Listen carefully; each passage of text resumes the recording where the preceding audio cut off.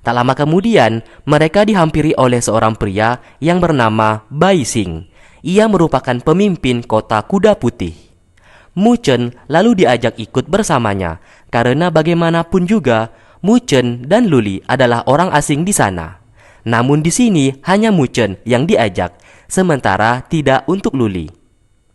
Singkatnya, Mu Chen diajak ke sebuah tempat dan menanyakan maksud tujuan Mu Chen datang ke sana. Mu Chen menjawab kalau ia datang ke kota kuda putih untuk mencari seorang teman dan ia tidak memiliki niat jahat sama sekali. Bai Xing menanyakan ciri-ciri temannya agar ia bisa membantu. Mu Chen berkata kalau temannya adalah seorang wanita yang bernama Jiyu atau burung merak. Wajahnya cantik namun memiliki sifat mudah marah. Mendengarkan hal tersebut, Bai Xing lalu menggunakan sebuah alat untuk mencari keberadaannya.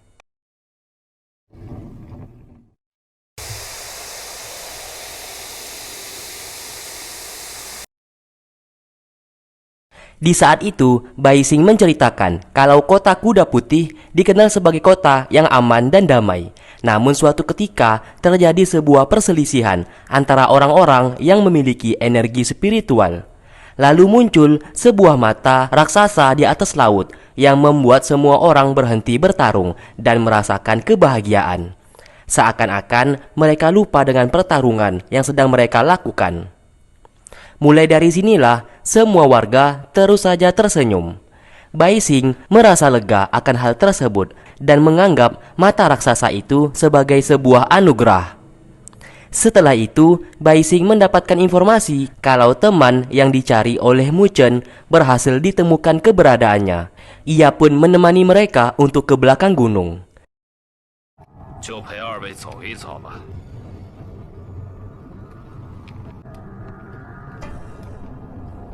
Sesampainya di sana, justru Mu Chen dan Luli disegel oleh Bai Xing yang membuat mereka berdua tidak bisa kemana-mana.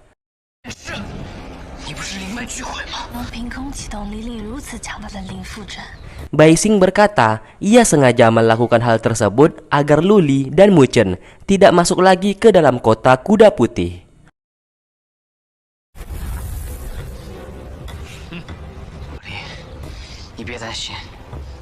Di lain sisi, Mu Bai yang sedang melatih kekuatan iblisnya dihampiri oleh Qian. Di sana Qian menanyakan dari mana Mu Bai mendapatkan gulungan mantra tersebut. Tentu saja Mu Bai menjadi panik karena barang itu milik guru He di saat dulu, yang berasal dari iblis. Mu Bai mulai mengelak kalau ia menggunakan gulungan mantra itu untuk mencari tahu kelemahan dari kekuatan iblis. Dan saat ini, ia sama sekali tidak berniat untuk mempelajarinya. Mendengarkan hal tersebut, Qian percaya saja dengan ucapannya barusan. Setelah itu, mereka dipanggil oleh Shen di dalam kelas. Di sini, Shen menanyakan apa yang dilakukan Mu Bai di saat berada di desa kemarin.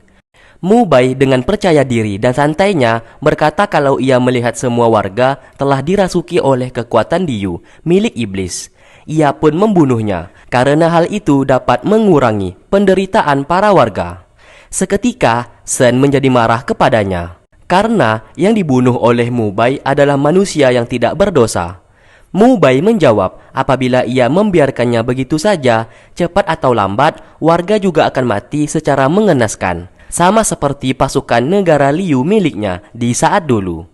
Maka dari itu ia pun membunuhnya untuk mengurangi penderitaan mereka. Shen menjadi terdiam karena apa yang dikatakan oleh Mu Bai ada benarnya.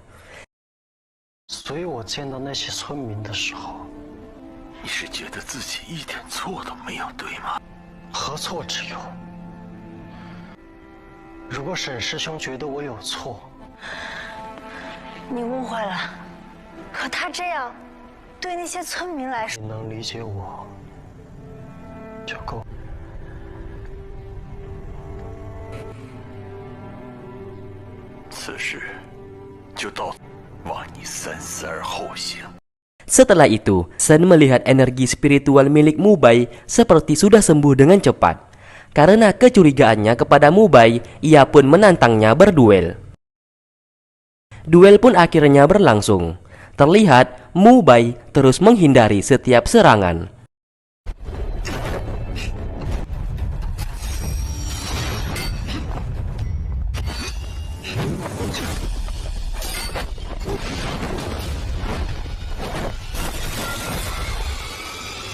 Namun Shen justru dengan sengaja menggunakan jurus andalannya. Alhasil, Mu Bai terluka karena serangan tersebut. Melihat hal itu, Shen malah menjadi merasa bersalah. Singkatnya, Sun Er memarahi tindakan Shen yang sudah kelewatan batas. Shen berkata saat ini gerak-gerik Mu Bai terlihat sangat mencurigakan dan ia mencurigai kalau Mu Bai salah satu pengkhianat sama seperti Guru He. Maka dari itu, ia meminta Sun Er untuk terus mengawasi gerak-gerik Mu Bai. Di lain sisi, Mu Chen dan Lu Li seketika merasa heran kenapa mereka berdua bisa pingsan dan berpindah tempat. Secara kebetulan, mereka melihat burung merak yang juga ikut disegel. Melihatnya di sana membuat Mu Chen merasa senang.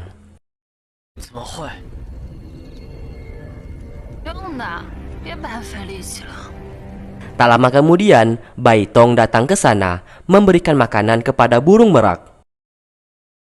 Melihatnya, Mu Chen menyadari Bai Tong adalah anak dari Bai Xing. Namun Mu Chen merasa heran kenapa mereka saat ini disegel. Perlakuan seperti itu mengundang kecurigaan yang besar bagi mereka saat ini. Mu Chen dan Lu Li lalu menghancurkan segel tersebut dan segel milik burung merak. Dan setelah itu mereka pun segera meninggalkan tempat tersebut.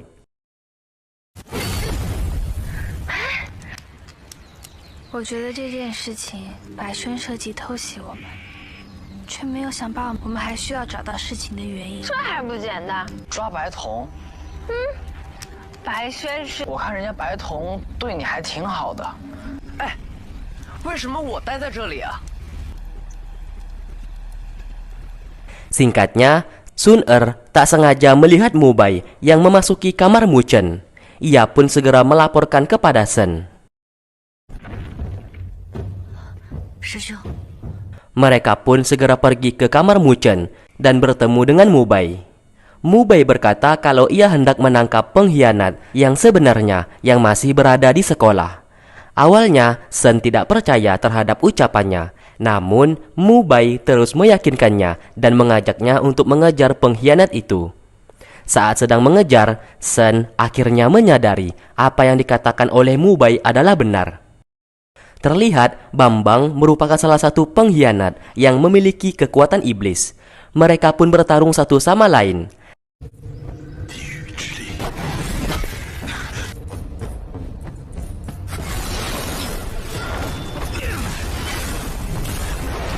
Namun, Shen, murid terkuat, justru dengan mudah dikalahkan dan pingsan di tempat. Ternyata, orang itu bukanlah Bambang, melainkan Mu Bai yang sedang menyamar. Bambang yang asli keluar dari sana, karena sebelumnya mereka berdua sudah merencanakan semuanya ini. Mu Bai yang sudah dirasuki kekuatan iblis justru membunuhnya di tempat.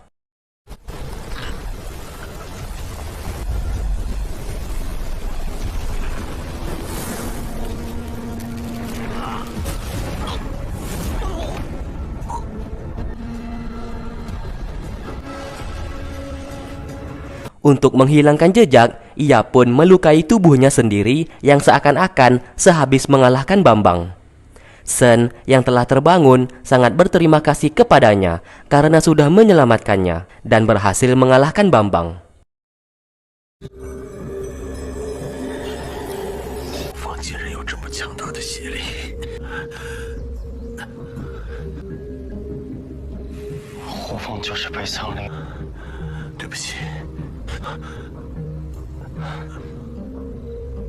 Saat kembali ke sekolah, Mu Bai terus saja menanyakan keberadaan Mu Chen saat ini.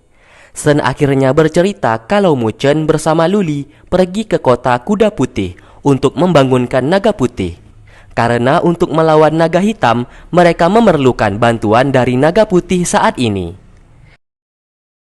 Di lain sisi, Lu Li dan burung merak lalu mencari keberadaan Bai Tong. Setelah berhasil ketemu, mereka langsung mengikatnya agar Baitong tidak kabur-kabur lagi.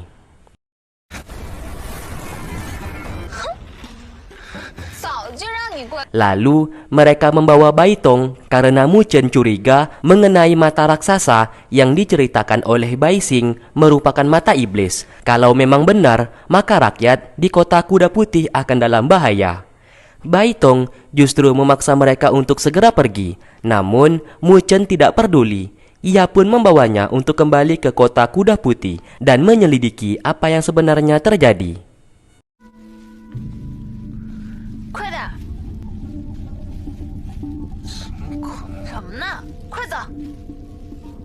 Setibanya di kota kuda putih, sesaat mereka melihat para warga mulai tertawa tanpa sebab.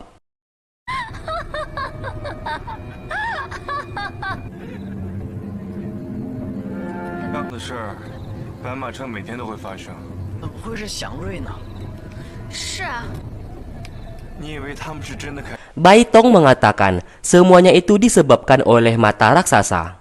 Di saat dulu, ibunya juga tertawa tanpa henti, dan hal itu menjadi malapetaka yang membuat sang ibu menjadi tewas.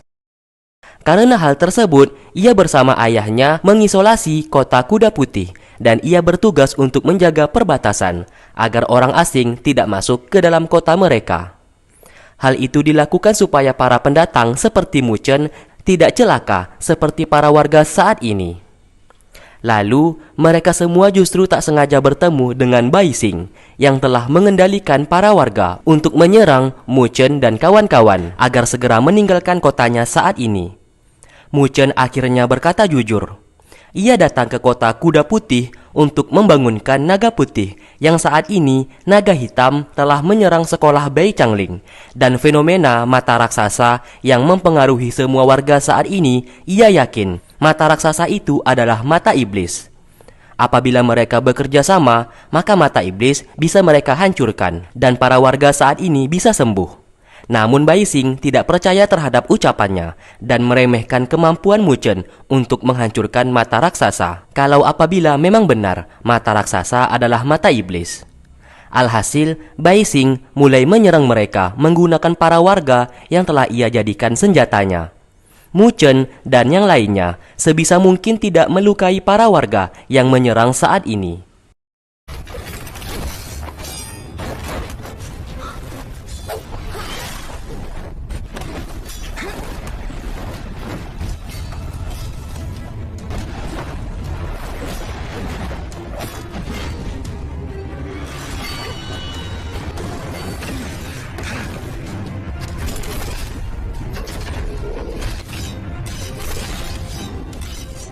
Karena muak, burung merak lalu menyerang Bai Xing agar tindakannya saat ini bisa dihentikan.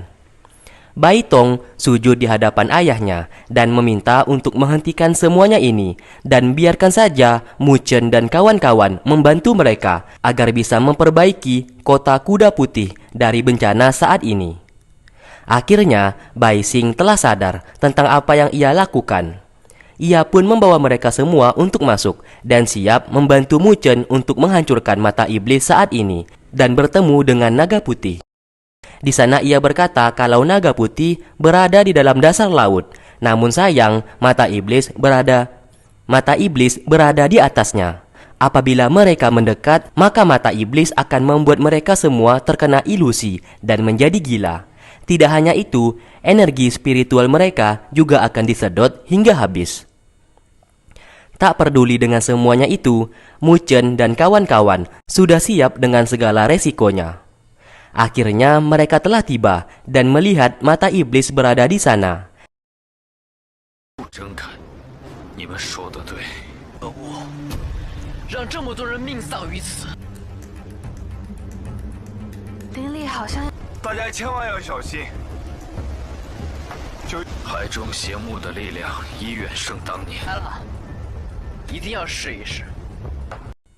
Bai Xing lalu mengirim mereka semua ke dasar laut agar bisa membangunkan naga putih. Setibanya di sana, mereka memasuki sebuah lorong. Dan benar saja, mata iblis secara perlahan membuat ilusi, dan burung merak akhirnya terkena ilusi tersebut. Ia berkata kalau melihat langit dan awan yang sangat indah. Namun ilusi itu tidak bertahan lama dan seketika ia pun sadar kembali. Tak ingin berlama-lama, Mu Chen mengajak mereka semua untuk secepatnya menyelesaikan misi saat ini.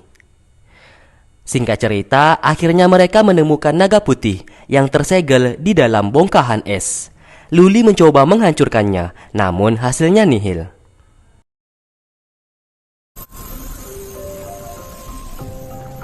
我感受到了白龙之尊的神。